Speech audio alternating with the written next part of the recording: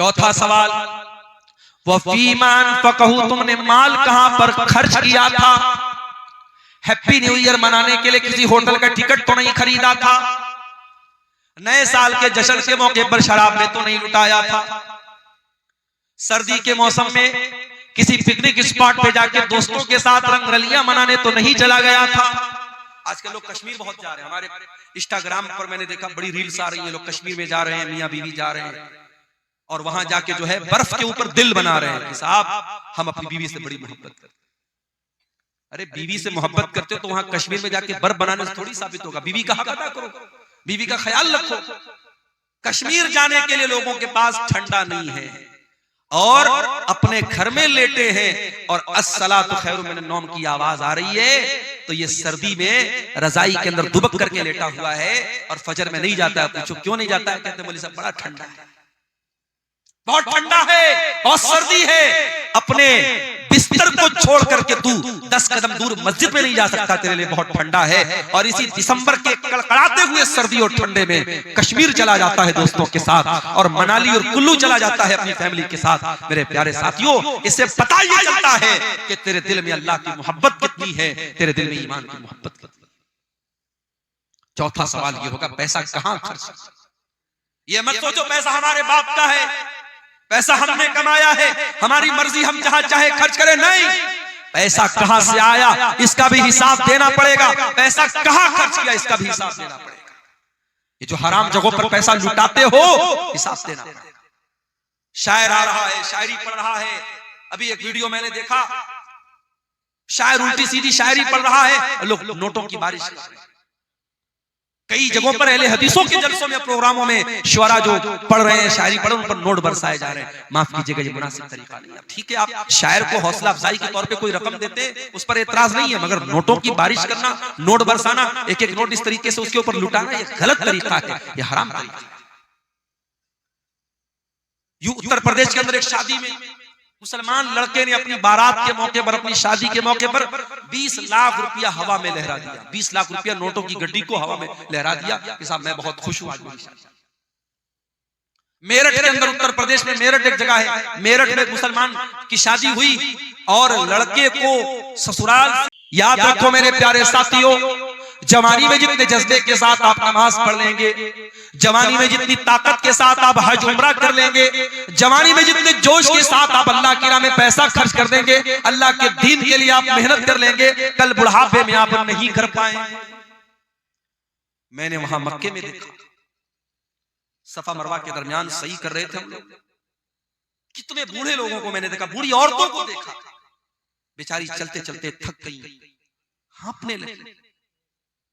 कितने मर्दों को मैंने देखा व्हील चेयर पर, वो खाने काबा का तवाफ कोई कुर्सी पर लेकर के करा रहा है व्हील चेयर पे। वो इस लायक नहीं है कि वो खाने काबा के करीब जाकर के, अल्लाह के घर के पास जाकर के अपनी बॉडी पर, अपने शरीर पे चल के वो खाने काबा का तवाफ कर सकते। जवानी होती है, लोग बोलते हैं हज कर लो, उम्रा कर लो, लोग नहीं करते हैं, लोग टाल देते हैं कि चलो बुढ़ापे में कर लेंगे, लड़की की शादी के बाद कर लेंगे, मकान बनवाने के बाद कर लेंगे।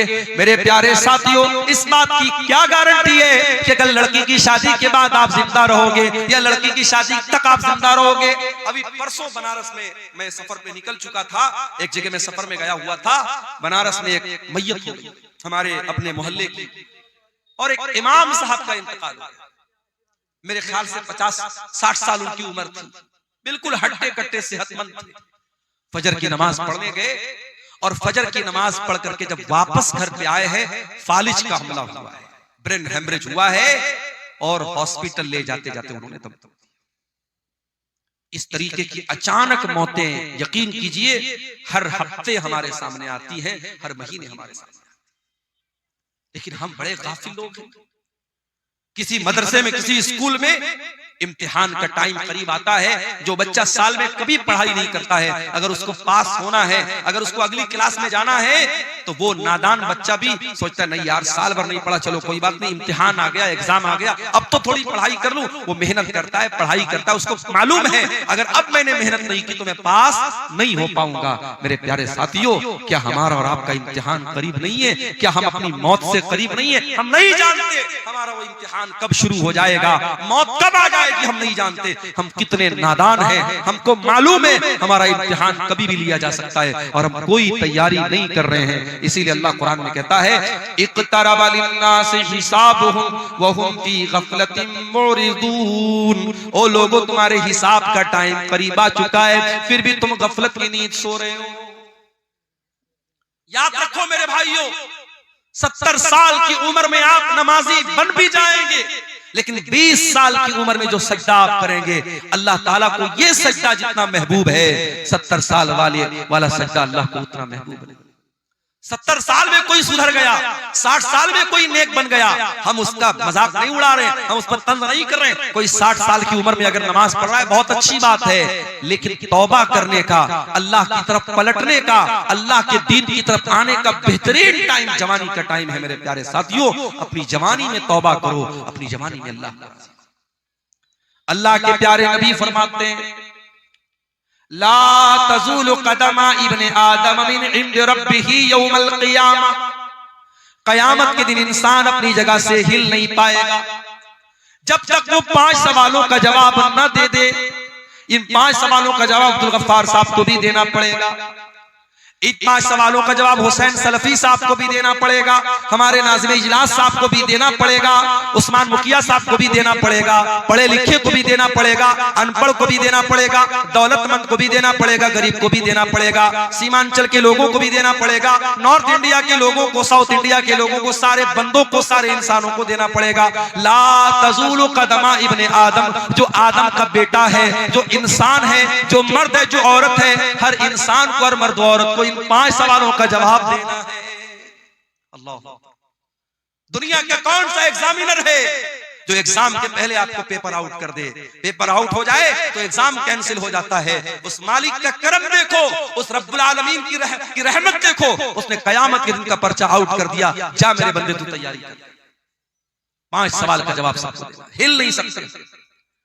पहला सवाल होगा अनुम्रिही फीमा अफना।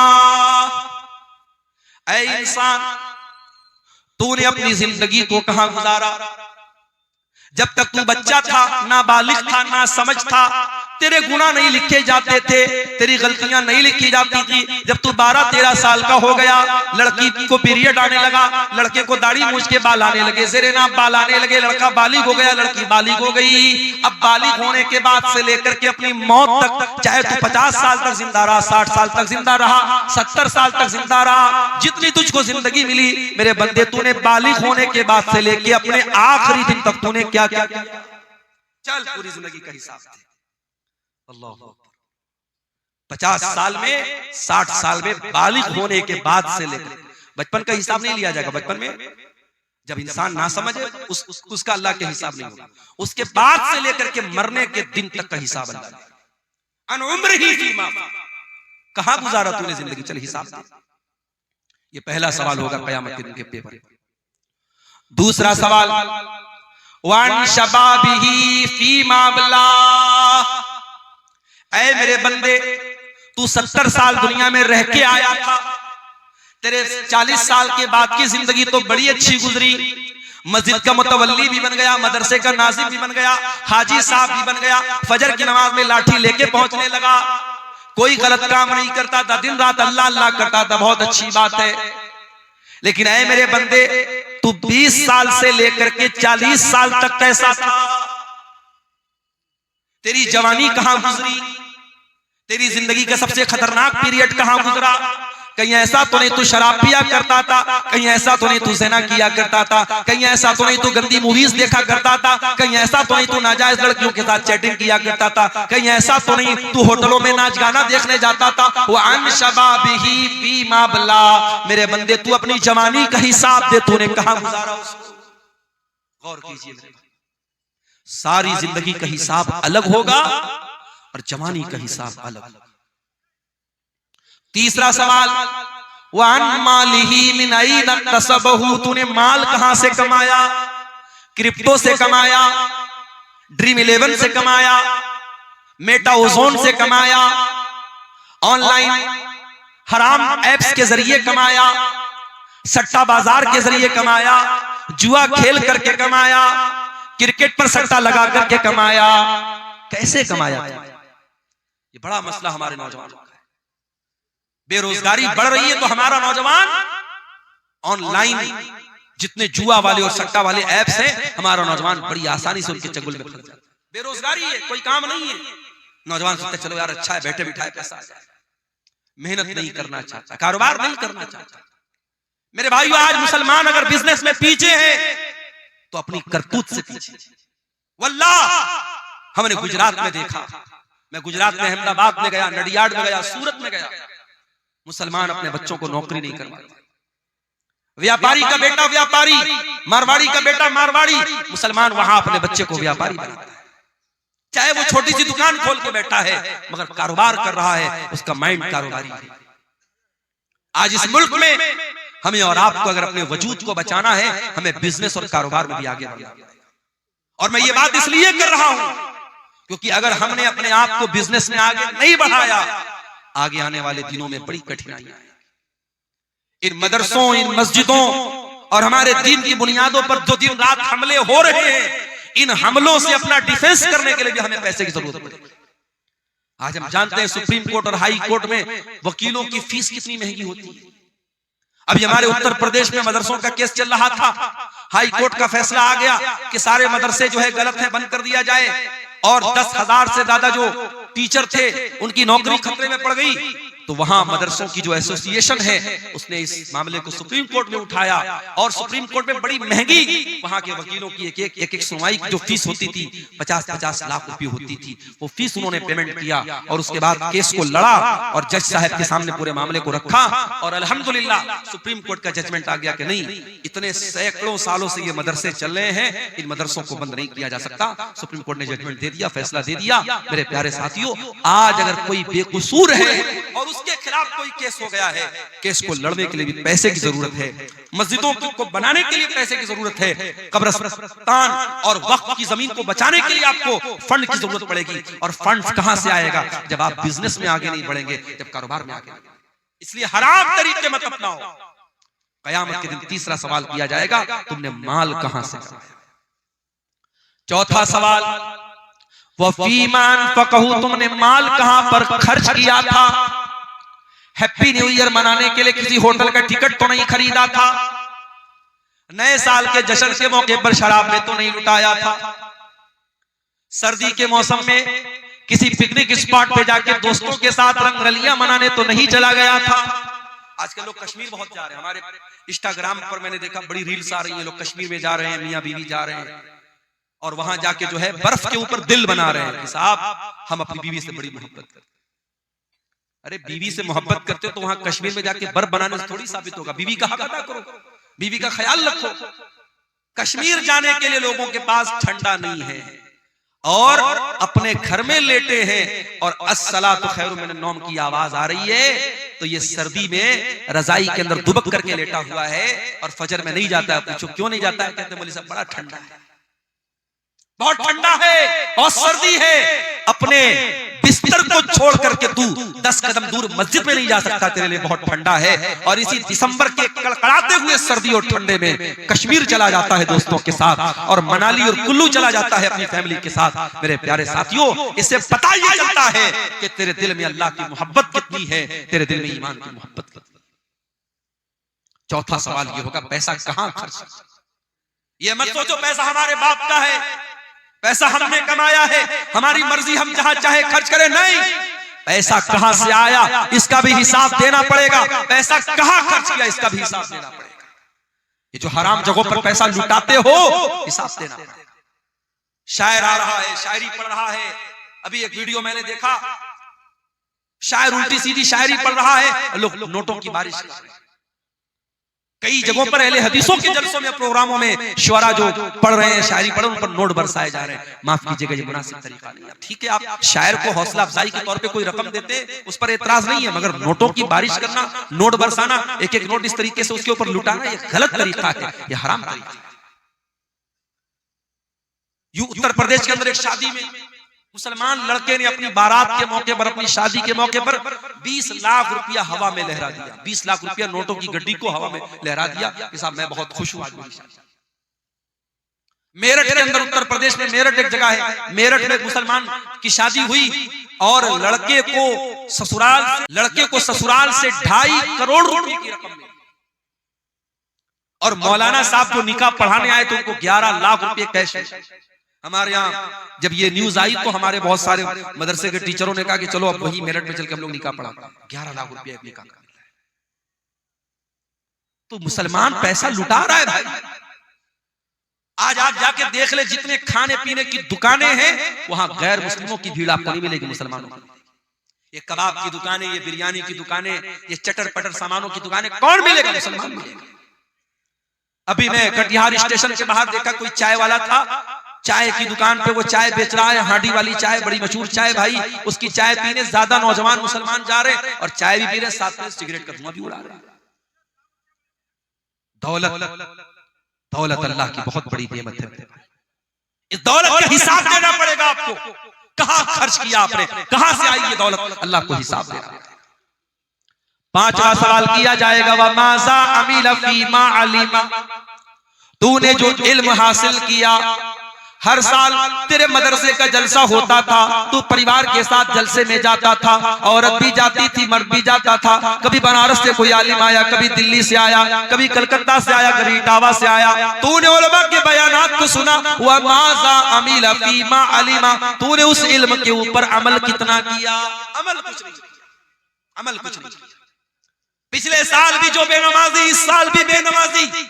पिछले साल भी जो सूद खाता था, इस साल भी सूद खा रहा है। पिछले साल जो जुआ खेलता था, इस साल भी जुआ खेल रहा है। पिछले साल जो ज़िना में मुलव्विस था, इस साल भी ज़िना में मुलव्विस है। मेरे प्यारे साथियों, अगर इतनी तकरीरों और जलसों के बावजूद अगर हम अमल नहीं करते हैं, माफ कीजिए, ये एनर्जी, ये पैसा, ये सरमाया, ये कैपिटल जो लग रहा है इन जलसों पर, इन तकरीरों में, सब बर्बाद ना हो जाए, कहीं क़यामत के दिन हमारे लिए मुसीबत न बन जाए। क्योंकि अल्लाह पूछेगा, व माज़ा अमिल फीमा अलिमा, तूने जो इल्म हासिल किया उस इल्म के ऊपर तूने अमल किया।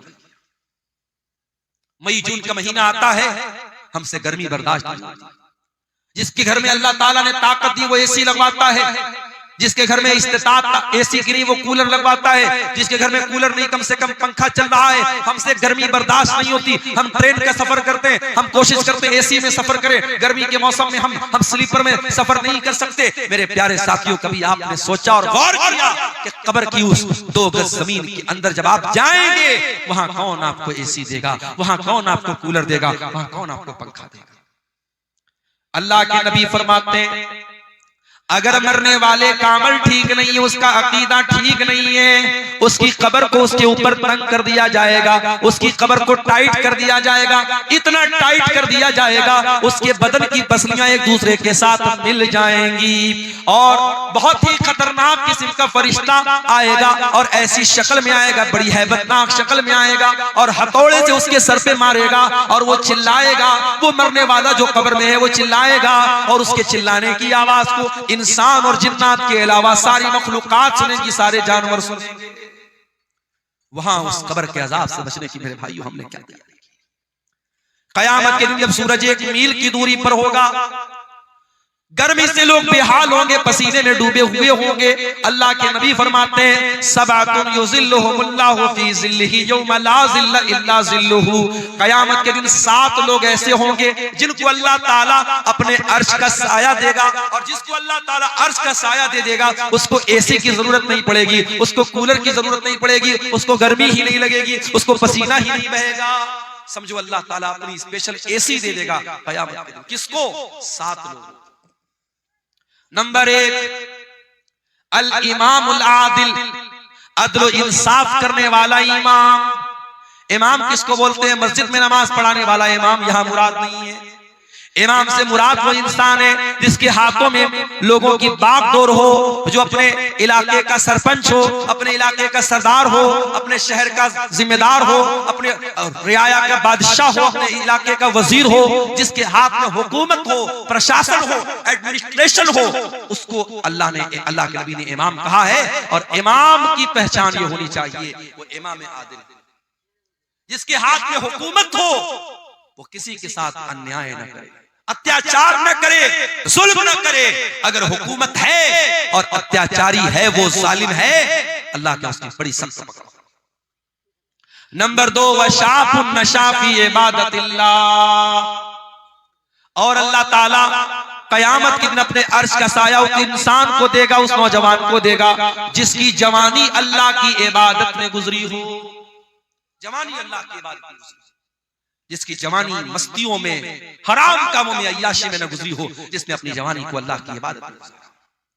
शेख सादी कहते हैं, दर जवानी तौबा करगन शेवे पैगंबरी, वक्त पीरी गुर्गे जालिम की शवत परहेजगार। अरे जवानी में तौबा करो, जवानी में तौबा करना और अल्लाह की तरफ लौट के आ जाना, ये पैगंबरों का तरीका है, ये नबियों का तरीका है। बुढ़ापे में तो जालिम भेड़िया भी शरीफ बन जाता है। बुढ़ापे में तौबा कर ली तो कौन सा कमाल। तौबा करना है तो जवानी में, नमाज की आदत डालना है जवानी में डालो।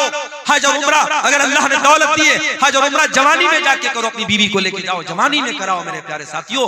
और जवानी में जब आप हज और उम्रा करेंगे उसकी एक अलग लज्जत मिलेगी।